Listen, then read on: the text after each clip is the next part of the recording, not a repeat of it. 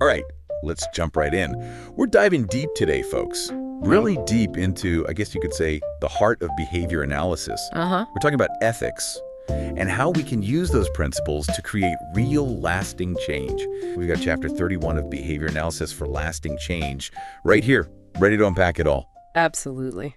I mean, we really want to go beyond just, the basic rules and really understand how ethical considerations shape what we do every day. Yeah. And how we can make sure we're making a real difference for the people we work with. Yeah, because ethical practice in ABA, it's not just like a side note. Right. It's the foundation of everything. Exactly. It influences how we approach each person, what goals we set, and even the methods we choose to use. Yeah, for sure. So, a big question that we need to keep asking ourselves, and I think this is highlighted right at the beginning, is where and with whom does ABA really belong? Yeah. Where does it fit in? The book talks a lot about focusing on socially significant behaviors.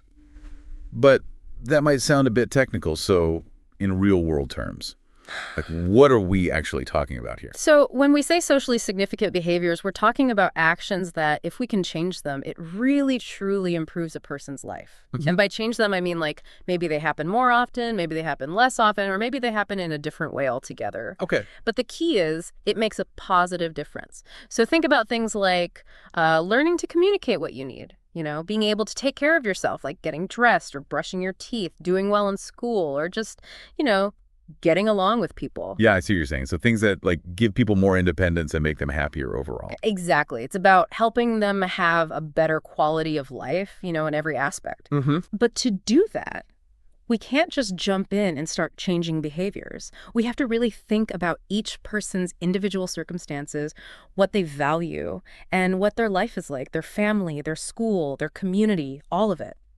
Makes sense. So it's not about changing any behavior we can change, but about choosing behaviors that really should be changed, right? Right. And working with the person and everyone who supports them to figure that out. It's about picking behaviors that are going to actually make their life better, not just because we can, but because it's what's best for them. That's it. Exactly. Okay, so one thing that really stuck out to me in the chapter was this idea that behavior analysis isn't value neutral. Oh, yeah. Can you explain what that means and why it matters so much when we talk about ethics? Well, you see, even though behavior analysis is based on, scientific observation, the way we actually use those principles is always going to be influenced by, our values and our ethics. As behavior analysts, we have a responsibility to think about how our work is going to affect the person we're working with and even the people around them. Right. So it's not just about applying a technique because it works. It's considering the big picture, right? Exactly. Thinking about a whole person and their whole life. Right. I mean, we have to be really careful and think about the potential impact of everything we do. You do. And that's where, professional guidelines come in, right? Uh-huh. The book really emphasizes how important these standards are, especially when things get a little complicated. They really are. They provide a roadmap for ethical decision making. And it's not just about following rules blindly. It's about using them as a guide and always striving to do what's best for the individual. So it's like having this compass to navigate the ethical waters, right? Yeah, that's the great way to put it. And the thing is, those ethical waters, they're always changing. That's why it's so important to keep learning, to stay up to date on the latest best practices and ethical considerations. That's right. Continuous professional development is crucial. You can't just learn it once and think you're good to go. You have to keep evolving and growing as a professional. Yeah, because things change. We learn more, Uh-huh. So this brings us to, I think, a really key organization for anyone in this field or thinking about joining it. The Behavior Analyst Certification Board, or the BACB. What's their role in all of this? So the BACB, they're the folks who set the standards for behavior analysts. They're responsible for making sure people who provide ABA services are actually qualified and meet ethical standards. Okay, so they're kind of like the gatekeepers, making sure everyone is up to par. Yeah, they want to protect the public and make sure people are getting quality services from competent and ethical practitioners. Mm-hmm. And the book, it specifically mentions their ethics code for behavior analysts. Why is that such a big deal? Because it's the rule book for ethical behavior analysis. Oh. It covers everything from how we should treat our clients and their families to how we conduct ourselves professionally. So it's like a comprehensive guide to being an ethical BA. Exactly. All right, so we've talked about the who and the why of ethical ABA, but what about the how? The chapter talks about using assessments and interventions that are, backed by science. Why is this such a big deal ethically? Well, because as behavior analysts, we have an ethical obligation to use methods that have been proven to work. Okay, so no winging it, no trying the latest fad. No, not at all. We need to be using interventions that are based on solid research, stuff that's been peer-reviewed and published in scientific journals. That's how we know it's effective and safe for our clients. Makes sense. So it's all about using like evidence-based practices. Exactly. I mean, if we're not using those, Yeah. we could actually be doing more harm than good. All right, that's right. And that brings us to boundaries of competence. Like, let's be real, we can't be experts in everything. That's right. None of us can know everything about every possible issue or challenge. Right. So practicing within our boundaries of competence, it's about knowing what we're good at, what we have the training and experience for, and it's about knowing when to say, hey, this is outside my expertise. I need to refer this client to someone else. Right. So knowing your limits Yeah, and knowing when to, get help or bring someone else in who might be a better fit. absolutely. It's about putting the client's needs first, even if it means stepping aside. Now, this leads us to something that might seem simple, but it's actually super important, and that's being truthful and documenting our work. Why is truthfulness such a huge emphasis in the book? Because, well, without trust, we don't have anything. Yeah. Trust is the foundation of every relationship we have in this field with our clients, their families, and even with other professionals. Okay, so we need to be honest about everything. Yeah, about our qualifications, the services we provide, the results we get, everything. And we can't create or present information that's false or misleading. And documentation, it's more than just paperwork, right? Oh, so much more. Good documentation is like the backbone of ethical practice. Okay, how so? It shows that we're accountable for our actions. It creates a clear record of everything we do, from assessments and treatment plans to the data we collect and the conversations we have.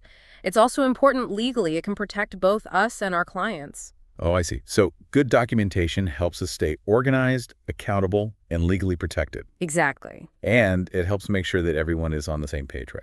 That's right. It helps ensure continuity of care if another professional needs to get involved. Okay, so how detailed do our notes need to be? Detailed enough so that someone else, another qualified professional, could pick up right where we land off and understand everything that's been done. So no scribbling in the margins. No, definitely not. We need to document everything clearly and accurately, the client's progress, changes to the treatment plan, conversations with the client and their family, everything. All right, and speaking of documentation, we have to talk about record keeping and data security. It's more than just keeping our files organized, right? It is. It's about protecting confidential information. We have to follow all the laws and regulations about storing client data and making sure only authorized people can access it. Yeah, that makes sense. It's like we're dealing with really sensitive information. We have to treat it with care. Exactly. Now, another area where ethics is really important is billing. The book talks about billing honesty. What are some of the ethical considerations there? Well, we need to make sure that our billing practices are accurate and honest. We can't bill for services we didn't provide or inflate the time we spent. So no fudging the numbers? No fudging. It's about being transparent and making sure we're charging fairly for the work we do. Okay, so we need to be really careful and make sure everything's above board. Yeah, absolutely. Now, let's move on to informed consent. What exactly does that mean in ABA? Informed consent is all about making sure our clients understand what they're agreeing to. Okay. We need to give them all the information they need to make an informed decision about their treatment. Like what kind of information? Well, we have to explain the goals of the intervention, the specific procedures we'll be using, any potential risks or benefits if there are other treatment options available, and most importantly, that they can stop treatment at any time without any penalty. Okay, so it's like laying everything out on the table. Exactly. We have to make sure they have all the information they need to make a choice that feels right for them. And it's not just about giving them the information, right? We have to make sure they actually understand it. That's right. We need to explain things in a way that makes sense to them and answer any questions they have. And we have to make sure they're not feeling pressured to say yes. They have to be able to give their consent freely and willingly. Okay, so we need to be really careful about how we present the information and make sure the client feels comfortable asking questions. Yeah, absolutely. The book also mentions having a written service agreement. Mm-hmm. What's the purpose of that? A written service agreement is like a contract that outlines all the details of the services we'll be providing. Okay. It covers things like the scope of services, everyone's responsibilities, how much it will cost, how we'll keep information confidential, and other important details. It's like a roadmap for the whole process. Exactly. It helps everyone be on the same page from the beginning and helps prevent misunderstandings later on. Okay, so now let's say things change or the services need to stop for some reason. The book talks about continuity, discontinuance, and transition of services. Can you tell us more about that? Sure. So ethically, we need to make sure that services continue even if there's a temporary interruption, like if the therapist gets sick or goes on vacation. Okay, so there's always a plan in place. Yeah, we need to make sure the client's needs are still being met. Now, what about when it's time to stop services completely? Well, we have an ethical obligation to stop services if they're no longer needed, if they're not helping the client anymore, or if the client wants to stop. Okay, so it's about being responsive to the client's needs and respecting their choices. Exactly. And if the client is moving on to another provider, we need to make sure the transition goes smoothly and that all the necessary information is shared. So no client gets left behind. That's right. Now, there's this concept that's becoming more and more important in our field, and that's cultural humility. The book actually talks about it in this chapter. How does this fit into ethical practice?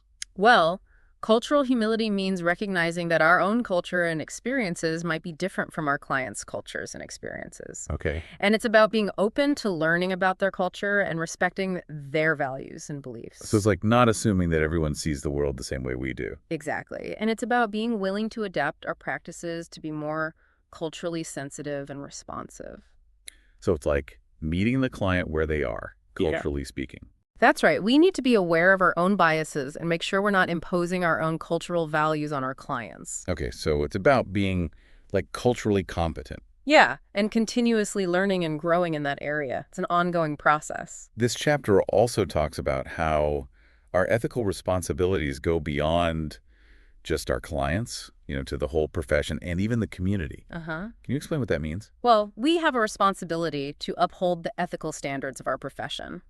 That means following the BACB ethics code and promoting ethical behavior among our colleagues. Okay, so it's about setting a good example. Exactly. And we also have a responsibility to educate the public about ABA and make sure people understand what it is and how it can be used ethically. So it's like being ambassadors for our field. That's right. We need to advocate for ethical practices and help people understand the positive impact ABA can have when it's done right. Now, the book even offers advice for people who are looking for jobs in ABA, like how to check out an organization's ethical practices before you even accept a position.